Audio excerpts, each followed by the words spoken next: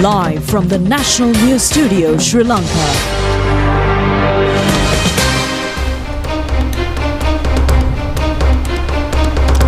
Good evening and welcome to the 9 p.m. news telecast of the prestigious channel of Sri Lanka. I'm Charita Minkurarachi. And I'm Sithimi Jayaratna. Let's take a look at today's headlines.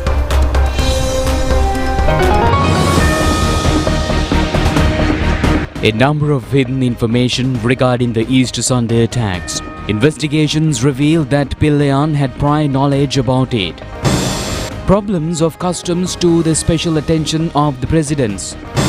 The Supreme Court issues orders to the University Grants Commission to strictly follow guidelines to prevent ragging. Nishantha Jayavira appointed to the vacant parliamentary seat of Harshana Surya Peruma. The production of Triposa with additional nutritional values. International attention on the plan to trap Palestinians into south of Gaza.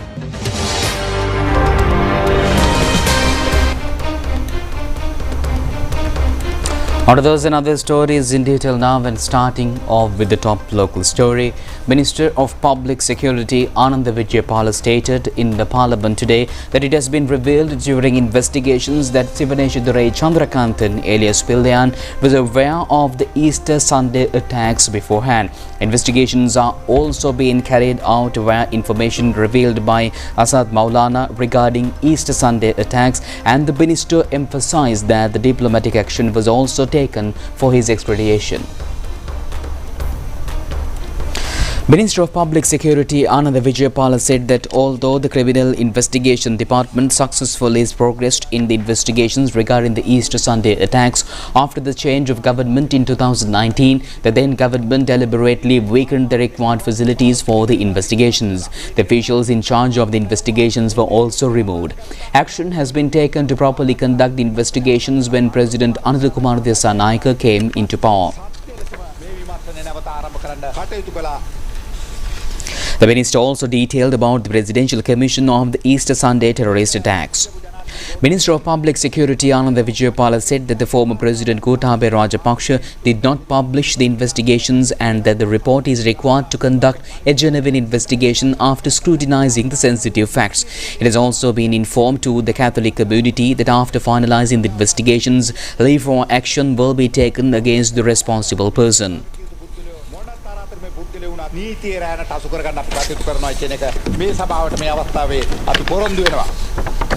The statement of the minister has pointed out that the process to take into custody the real suspects of Vavnativ attack occurred before the Easter Sunday attacks was deliberately concealed in the facts of it and is now being implemented. The minister also revealed to the parliament a number of information regarding the controversial person named Sarah Palestini.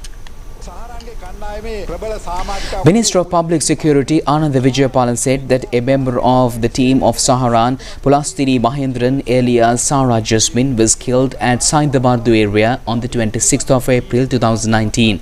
DNA reports regarding the incident has been called on 2 occasions which did not tally with the statements of the relatives of Sarah Jasmine.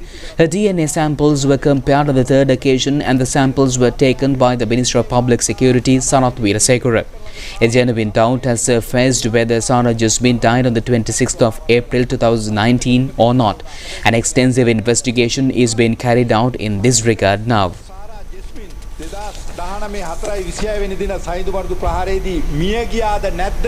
Minister of Public Security Ananda Vijayapala said that Public Security Minister Ananda Vijayapala in the Parliament that the Taj Samudra Hotel had altered the State Intelligence Service via email just minutes after Easter Sunday bomber Abdul Latif Mohammed Jamil had checked into the hotel on the 20th April 2019, a day before the attack. Despite the alert and the fact that Jamil was on a security watch list, the SIS reportedly failed to act on this information.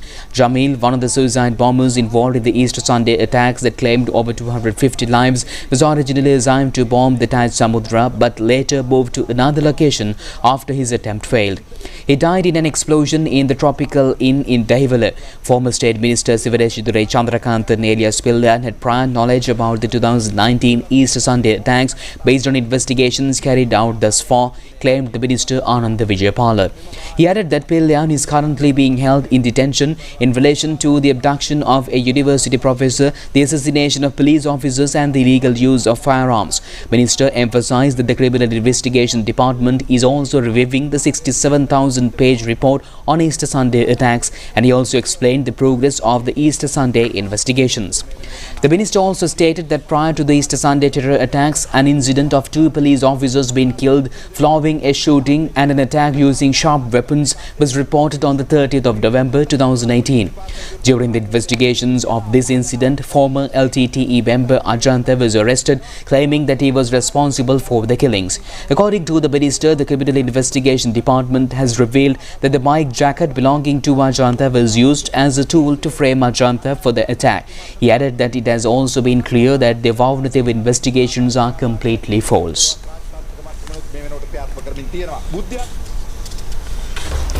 Prime Minister Dr. Harini Amarasuriya says that the government expects to create a huge digital transformation education during the next 5 years. Addressing the Parliament, she said that the number of measures has already been taken in this connection. Prime Minister Dr. Harini Amarasuriya said that under the new education reforms planned for 2026, the curriculum for technical and vocational education within school education will be revised, and the party's preparations have already been made in this regard. Under these new reforms, vocational subject streams are expected to be introduced for grade 10 and 11, and each school will offer vocational subjects as a separate stream for these grades, enabling the students to follow a 4-year program starting from grade 10 and to acquire the NVQ level 4 certificate upon completion. The curriculum and model development for this initiative is currently being carried out by the National Institute of Education, and the number of schools offering advanced level vocational subject is expected to increase from the current 609 schools to 1,000 through this program. The Prime Minister further said that in order to strengthen the field of technical and vocational education after the school education, a strategic plan is being drafted in collaboration with all relevant stakeholders in this sector, with the support of the Asian Development Bank, and that the initial draft is currently being developed through ongoing discussions, and the final version is expected to be completed and presented by the upcoming September. As a part of these plans, teachers will be recruited and trained through teacher training colleges to teach vocational subjects in grade 10 and 11, while also focusing on improving infrastructure facilities for the vocational and technical education sectors. For teachers currently appointed to vocational stream, and capacity building programs are to be implemented annually over the next 5 years, in collaboration with the industrial sector, to impose them to current trends and practical experience in various vocational fields. Additionally, the vocational subject stream will be undergo further revisions to include necessary updates to subject modules based on evolving vocational trends. These revisions are expected to be completed during the 2026 and 2027.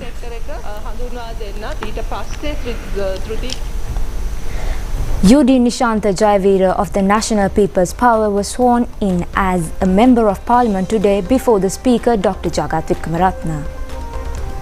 The MPP informed the Election Commission that UD Nishantha Jayavira should be appointed to the vacant parliamentary seat due to the resignation of the parliamentarian Dr. Harshana Surya Peruma recently to accept the post of Secretary to the Ministry of Finance. Accordingly, UD Nishantha Jayavira took oath as a parliamentarian today. President Anukumara Dissanayake instructed relevant officials to expedite the digitalisation process of the Sri Lanka Customs Department. The President stated that during a meeting held with officials of the Customs Department at the Presidential Secretariat yesterday. The discussions focused extensively on identifying solutions to challenges arising from the complexity of custom procedures. Attention was also drawn to the technological solutions implemented thus far as a part of the department's institutional digitalization process and the obstacles encountered in that effort. In this context, the President instructed officials to expedite the process of amending existing legislations, identifying it as a key challenge that must be addressed without delay.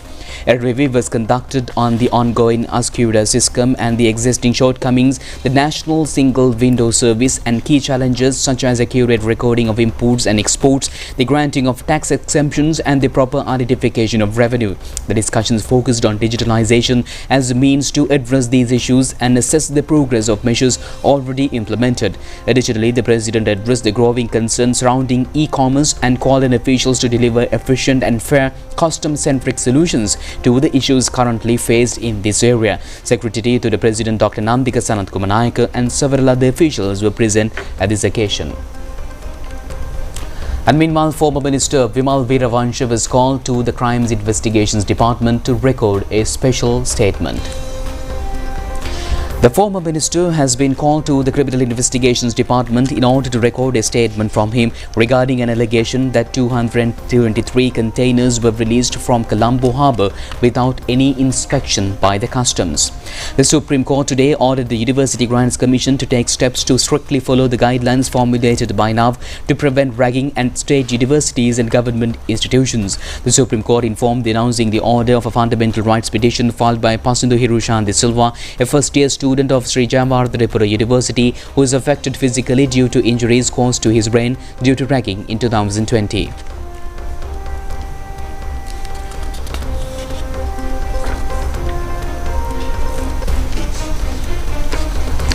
Colombo Magistrate Court ordered today to release Commissioner General of Prisons Tushara Upuldeni on bail, who has been interdicted and was imprisonment also. He was also taken into custody on suspicion that he aided and abetted to release a prisoner from the Anuradhapura prison in the guise of the presidential pardon. After considering the facts presented by the officials of the Criminal Investigation Department and the attorneys at law of the defendant, the court ordered to release the suspect on a bail of 25,000 rupees and two personal bails of 2 million rupees each.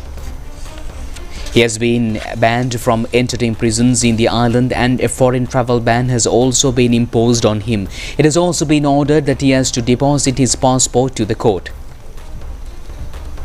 Hambantota High Court Tikirij Gejatilaka ordered to postpone the delivery of indictment filed against him until the 24th of September since the former Sri Lankan cricketer Sachitra Senanayake failed to appear before the court today. The Attorney General had filed an indictment in the Hambantota High Court against Sachitra Senanayake on allegations on suggesting another player, including him, for match fixing for money during the Sri Lankan Premier League cricket tournament held in 2020. The Clean Sri Lanka program was conducted island-wide today, focusing schools, preeminence and national education facilities under the theme of Clean Steps, Safe Spaces under the Clean Sri Lanka National Program. The program related to school was implemented based on a concerned data of past 6 months by the health sectors. Main attention was focused on sanitation, cleanliness and is also included special programs under the special pillar and the pillar of ethics.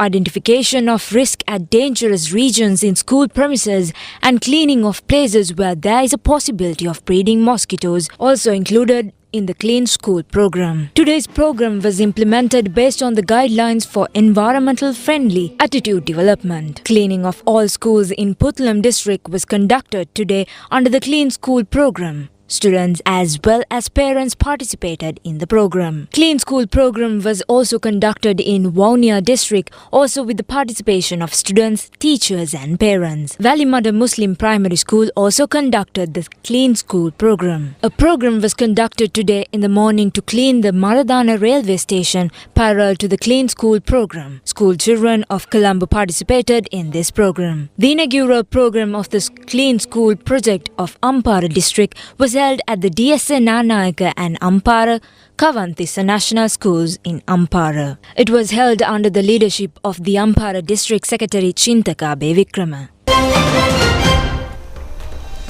Triposa is a delicious food liked by one and all since childhood.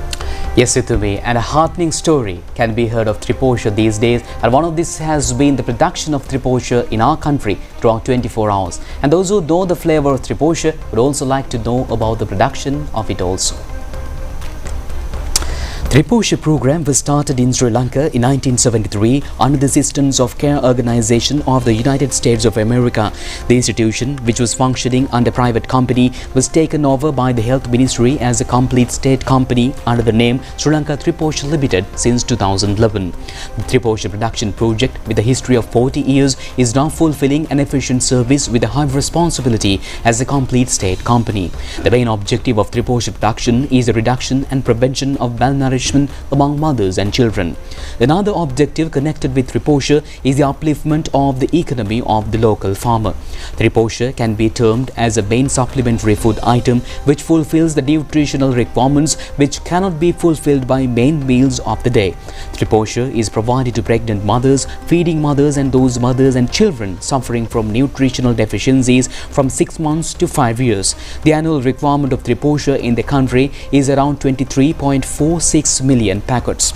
The monthly requirement is around 2 million packets. 18,000 metric tons of corn is required annually for the production of Triposa and Suposa, along with another 8,000 metric tons of soya beans. Sri Lanka Triposa Company has also been able to earn a high income since Suposa and a number of other novel products have attracted the consumer attention. Amal Attanayake, chairman of the Sri Lanka Triposa Company, said that he assumed duties on the 16th of this month and the institution was not functioning continuously at that time. After taking a decision with transparency, the institution functioned 24 hours within a period of 6 days. After that decision, the Minister of Health, Dr. Nalinda Jatisa, and the secretaries provided facilities. The institution has now been converted into a profit-making entity functioning 24 hours a day. It has also been able to hand over millions of rupees to the treasury on behalf of the people of the country.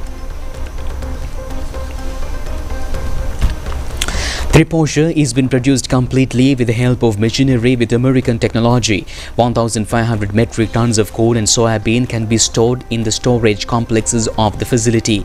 Another 500 metric tons of powdered milk required in the production is being purchased from the Milko company, and the process of grinding soya and corn is being done through 24 hours efficiently and speedily. Powdered milk, vitamins and minerals are mixed to the required quantities with a finely ground mixture of corn and soya flour.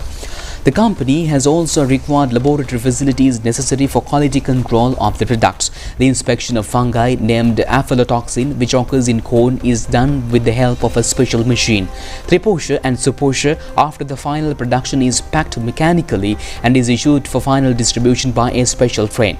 The price of a packet of Suposa is 700 rupees, while the price of a pack of Triposa is 750 rupees in the market. The company has also introduced several other products apart from Triposa and Suposa. There is a great demand for cupcakes and calorie bar biscuits produced by the company. The starch and sugar content of the highly nutritious product remains at a very low level.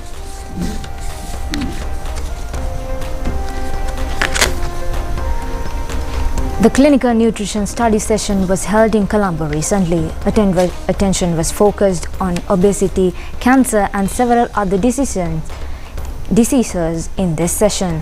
This was jointly organized by the Sri Lanka Medical Nutrition Association and Sri Lanka Nutritional Medical College. The Sri Lanka Medical Nutrition Association, that started in 2015, is a pioneer organization for the clinical nutrition sector in the country. It includes medical terms from a number of sectors including surgical, pediatric and anesthetics medical terms. This association has auxiliary services for preventing and curing diseases. It also functions to enhance the clinical nutrition sector in the country. The nutrition study was held with the participation of 333 members of the association, and the chief guest was the Minister of Health and Mass Media, Dr. Nalinda Jatisa. Nutrition plays a pivotal role in the promotion of health and the prevention and management of disease. Today, with the increasing of burden of non-communicable diseases, the work carried out by our clinical nutrition specialists is more vital than ever. Evidence-based nutrition interventions have become essential not just in hospitals but also at the community and policy levels. I wish to express my appreciation to SLMNA and SLCNP for their continued dedication to advancing the science and practice of medical nutrition in Sri Lanka. Your joint efforts in education, training, clinical practice and advocacy have made a significant impact. It is also commendable that both associations are working in close partnership, demonstrating unity and professionalism for a common national goal, a healthier Sri Lanka. The Ministry of Health fully supports your mission. Initiatives such as the Feed the Patient program, which aim to improve hospital food services and patient nutrition, are prime examples of how collaboration between professional bodies and the health system can bring meaningful change. I also understand that your annual sessions bring together experts from around the world,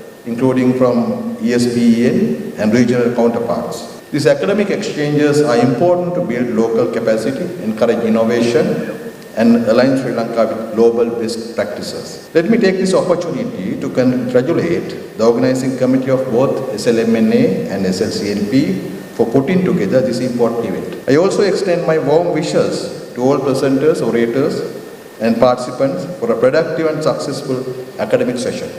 Together, let us continue to strengthen the role of clinical nutrition in building a strong, healthier future for our people.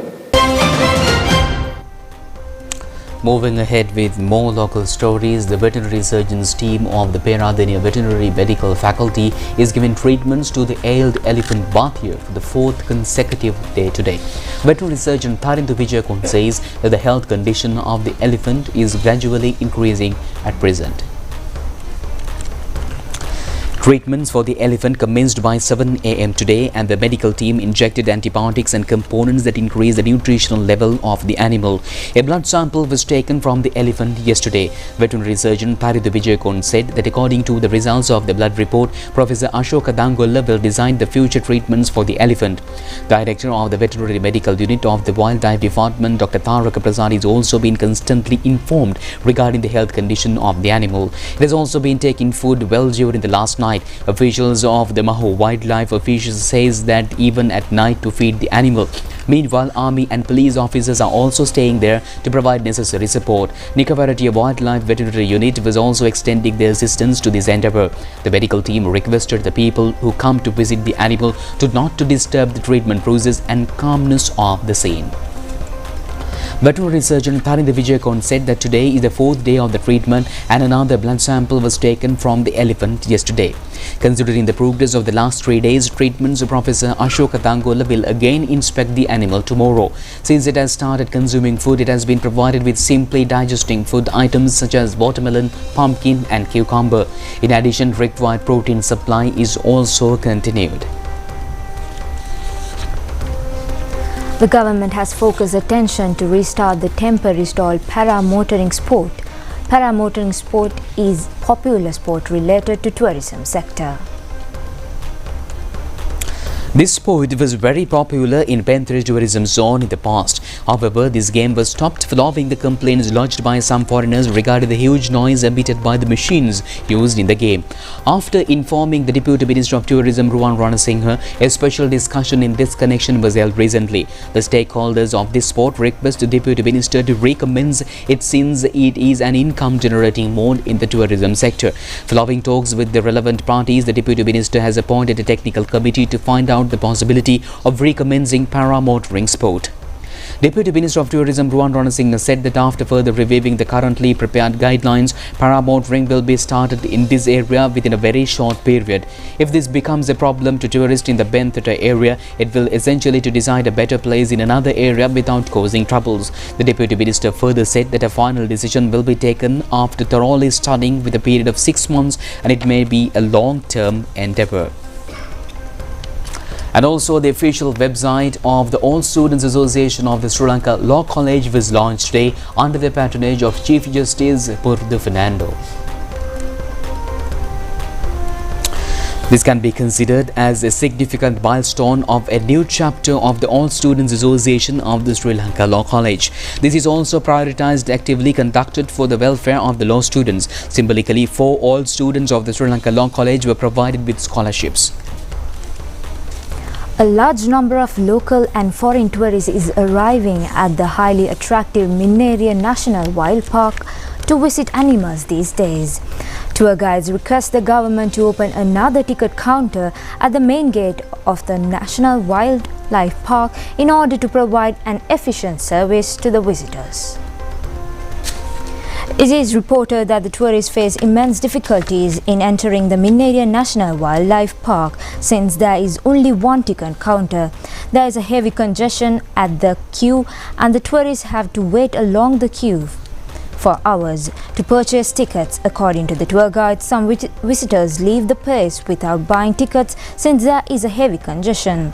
The wildlife park is a place to promote tourism industry and to increase the flow of foreign exchange into the country. Therefore, the tour guides request the authorities to take measures to provide ample amount of time to view wildlife animals justifiably for the money they pay for their tickets. And meanwhile, a shooting occurred last night at the Serpentine Road of Boralla Police Division. According to police, two unidentified persons have shot at two persons who was inside a shop. No damage to the person or property has been reported. The police said that the two suspects who came in a motorcycle left the spot after the shooting. Police suspect that the shooting is a result of a conflict.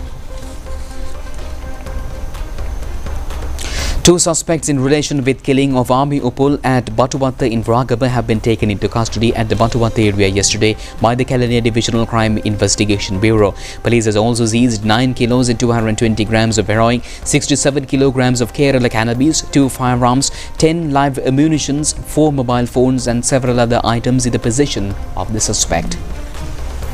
Stay tuned with international news after this break.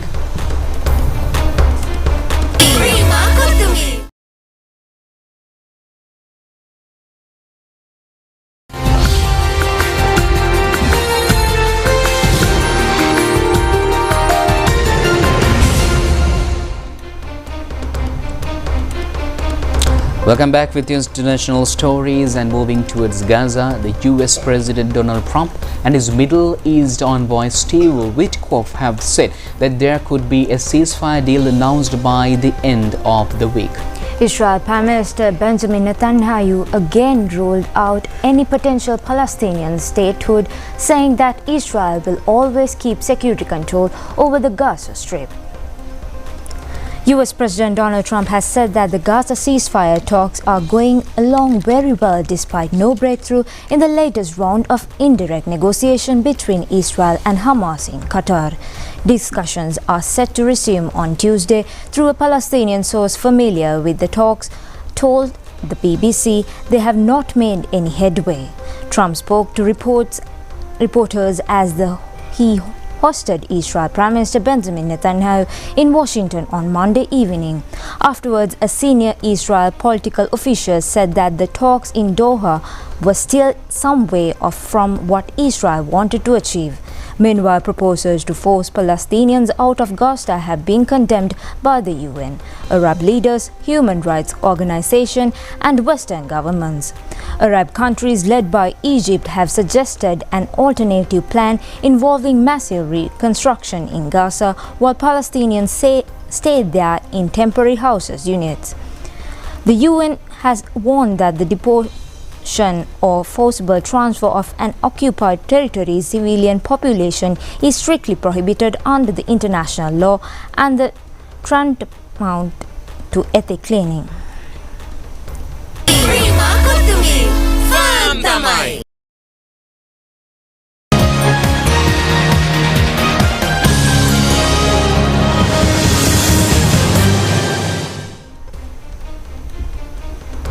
Welcome back with this sports update. And Sri Lanka has been able to win the one-day international series against Bangladesh 2-1, and Sri Lanka won the finals by 99 runs. The series decided was played at the Pallekele International Cricket Stadium yesterday. The Sri Lanka winning the toss elected to bat first, and accordingly Pathum Nishanka and Nishan Madhushankar opened the Sri Lankan innings. Nishan Madhushka was out for 1 run when the opening wicket partnership was 13 runs. Later, Kusal Mendis and Pathum Nishanka added a partnership of 56 runs for the second wicket. Pathum scored 35 runs while Kamidu Mendis was out for 16 runs. Kusal Mendis and captain Charita Zalanka added a 124-run partnership for the fourth wicket. Charita Zalanka scored the 16th half century of his ODI career when he scored 58 runs. Kusal Mendis was able to score the 6th century in his ODI career.